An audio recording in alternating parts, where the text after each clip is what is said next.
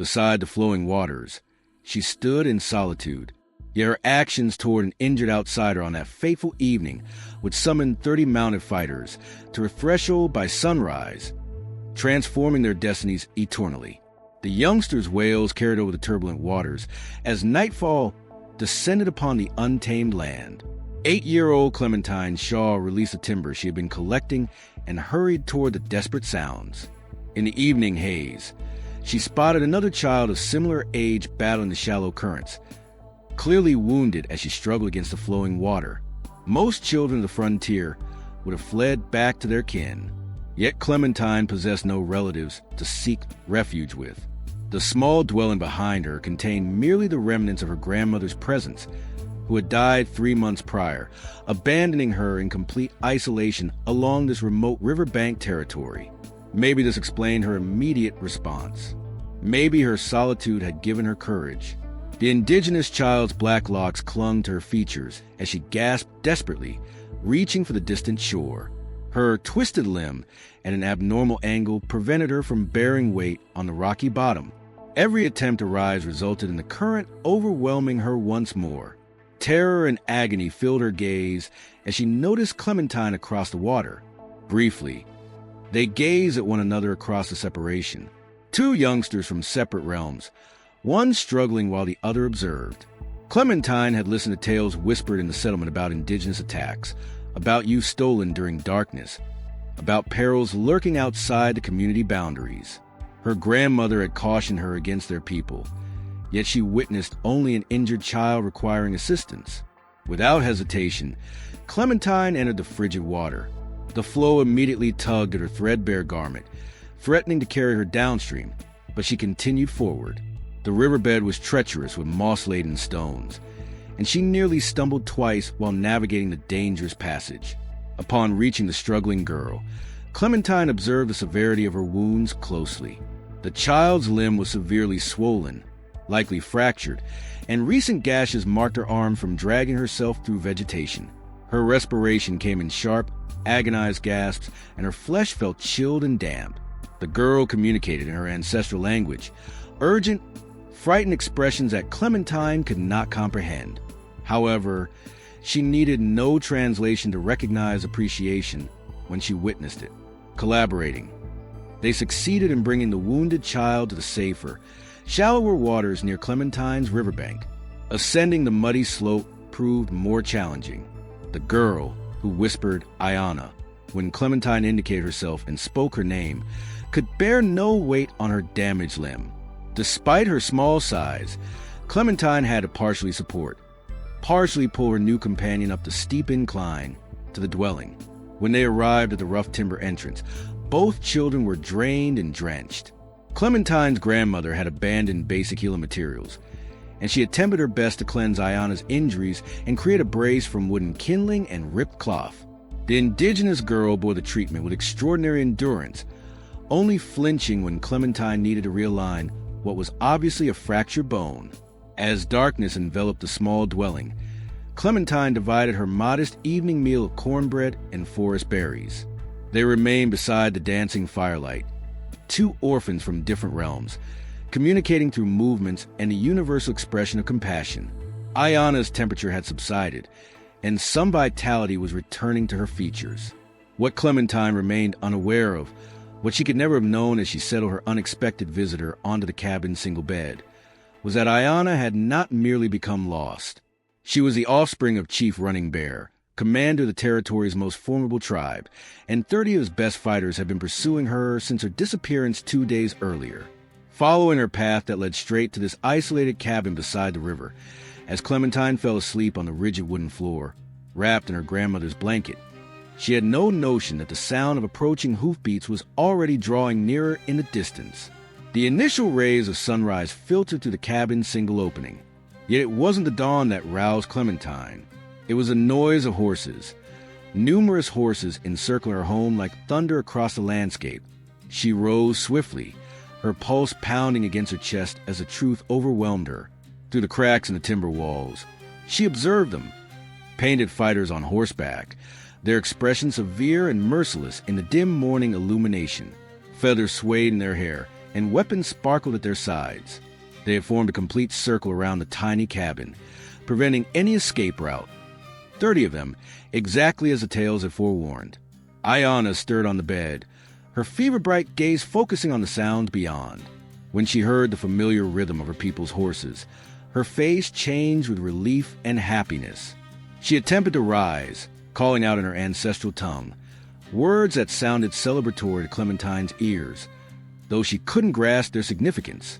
The fighters outside didn't respond with similar joy. Their voices rose in harsh orders, and Clementine heard the unmistakable sound of weapons being prepared. Through the window, she could see the lead warrior, a man whose presence demanded respect even from this distance, dismounting from his horse with lethal intent. Fear flooded through Clementine's small frame. Everything she had ever heard about what befell children who encountered war parties rushed back to her. The stories of destroyed homesteads, of families that simply disappeared, of children seized and never seen again.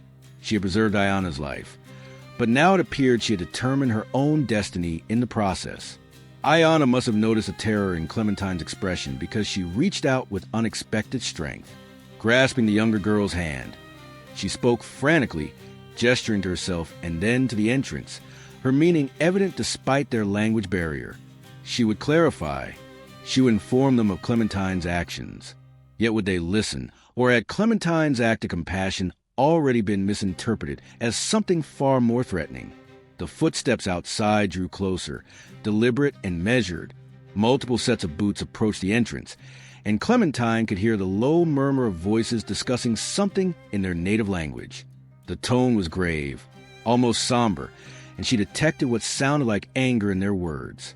Ayanna struggled to stand despite her injured limb, leaning heavily against the wall as she prepared to face her people. She looked back at Clementine with eyes that appeared much older than her 9 years. In that moment, both girls realized that everything would transform when that door opened. The knock arrived like thunder, 3 sharp strikes that seemed to shake the entire cabin. Yet it wasn't the violent battering Clementine had anticipated. It was controlled, almost courteous, as if they were seeking permission rather than demanding entry. Still, Clementine's hand shook as she reached for the wooden latch, knowing that her next decision would determine whether she lived to witness another sunset in this wilderness she had called home. The door opened to reveal the most commanding man Clementine had ever encountered. Chief Running Bear stood nearly 7 feet tall, his broad shoulders obscuring the morning light behind him. War paint streaked his weathered face in patterns that conveyed both ceremony and battle, and his dark eyes held a kind of authority that comes from leading warriors through life and death. Those fierce eyes immediately softened when they fell upon Ayanna. The chief spoke a single word, what sounded like a name spoken with infinite relief, and Ayanna responded with a torrent of words in their native tongue. Her voice was urgent but respectful as she gestured toward Clementine, indicating her bandaged leg, the makeshift splint, the empty bowl that had contained their shared meal. Clementine stood motionless in the doorway, barely reaching the chief's chest as more warriors gathered behind him. Their faces remained unreadable, but she could sense their eyes absorbing every detail. The medical supplies scattered on the table, the blood-stained cloth from Ayanna's wounds, the careful way the native girl favored her injured leg. As Ayanna continued speaking, something remarkable began to occur. The tension that filled the air like smoke started to fade. The chief's expression shifted from stern authority to something that resembled wonder.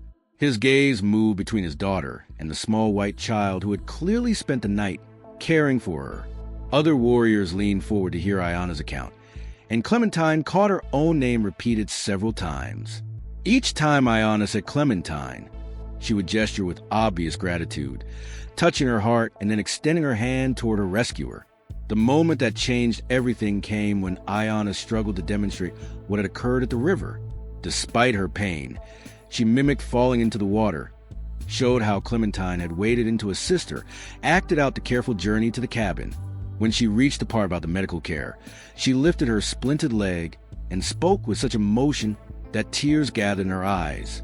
Chief Running Bear listened to every word, his weathered face growing more thoughtful with each detail.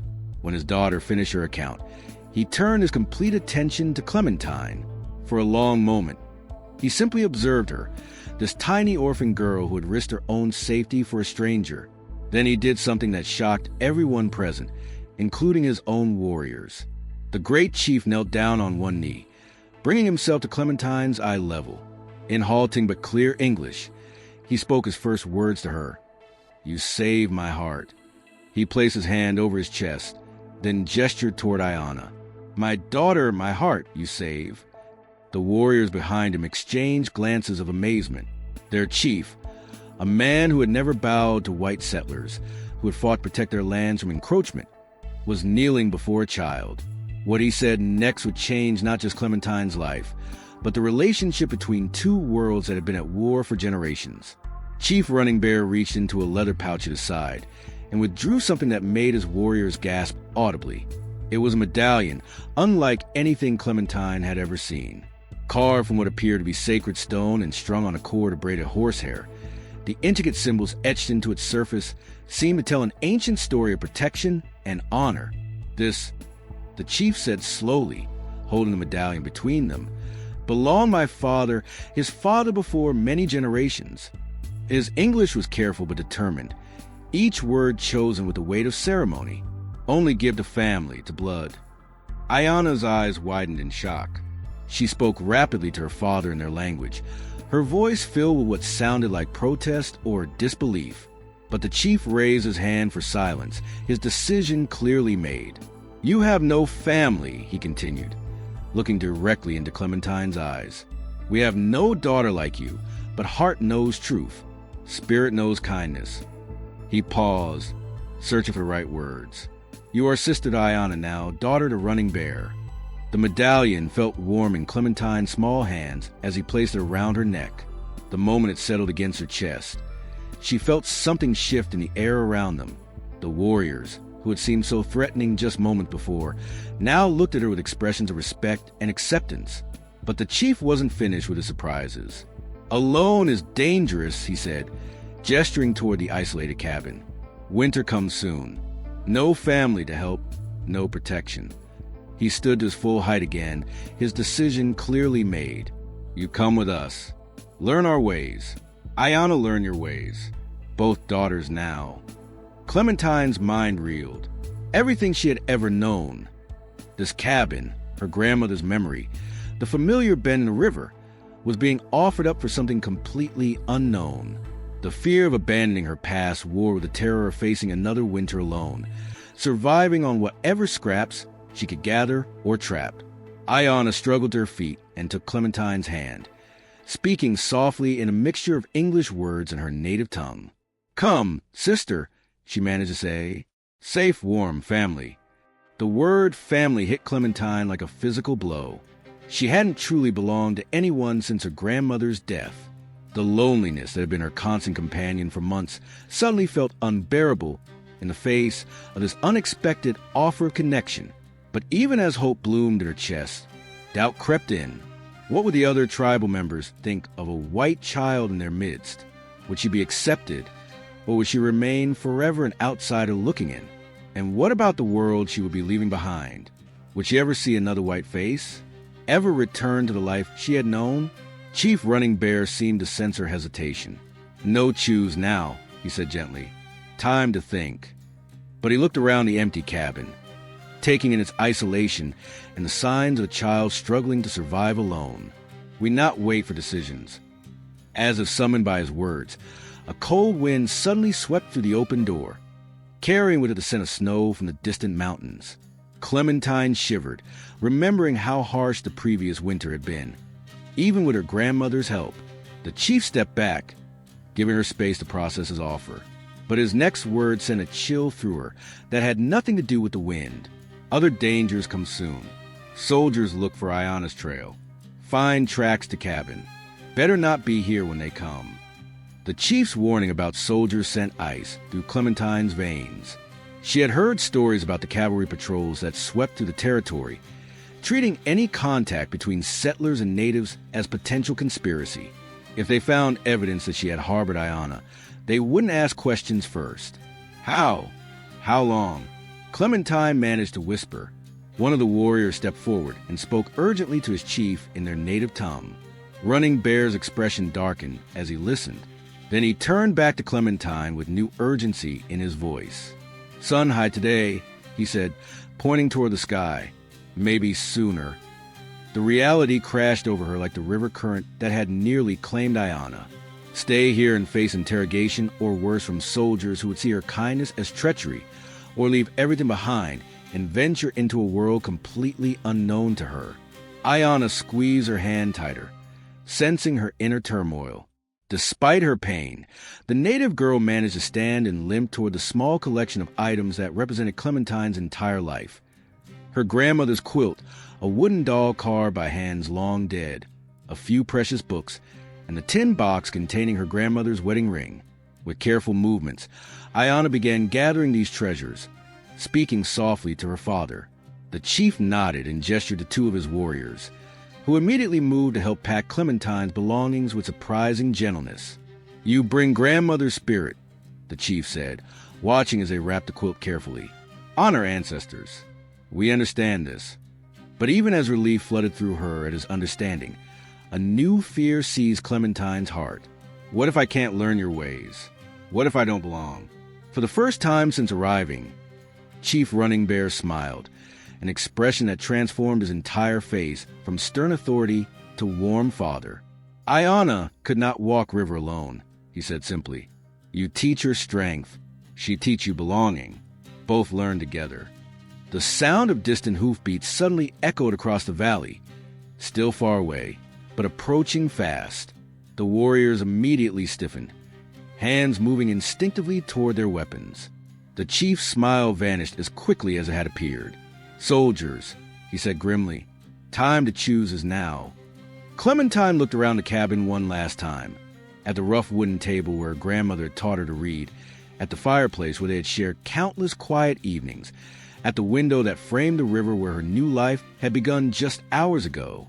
Then she looked at Ayana, who was watching her with eyes full of hope and friendship, at Chief Running Bear, who had offered her something she thought she'd lost forever, family, at the warriors who had already accepted her as one of their own. The hoofbeats were getting closer. Clementine reached up and touched the sacred medallion resting against her chest, feeling its weight and warmth.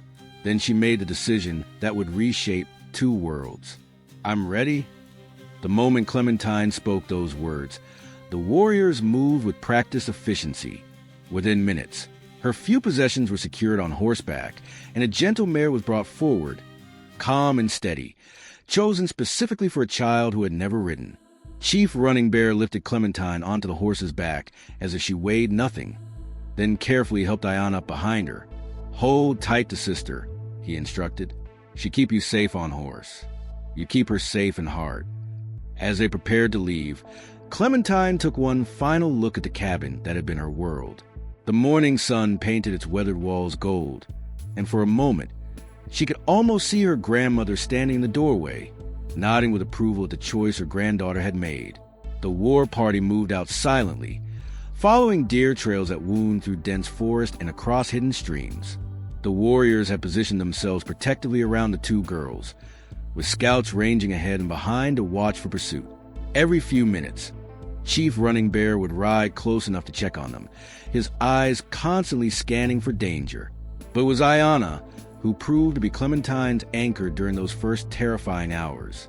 Despite her injured leg, she remained steady behind Clementine, offering quiet words of encouragement whenever the younger girl seemed overwhelmed.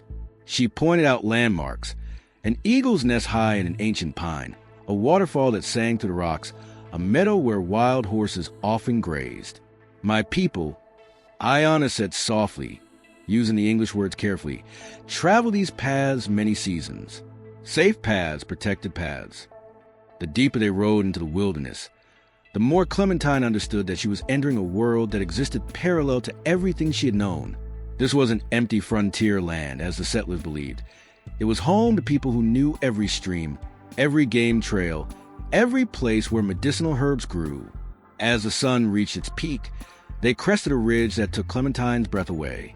Spread below them was a valley she had never imagined existed, a hidden paradise where a clear river meandered through grasslands dotted with teepees. Smoke rose peacefully from cooking fires, and she could see people moving about their daily tasks.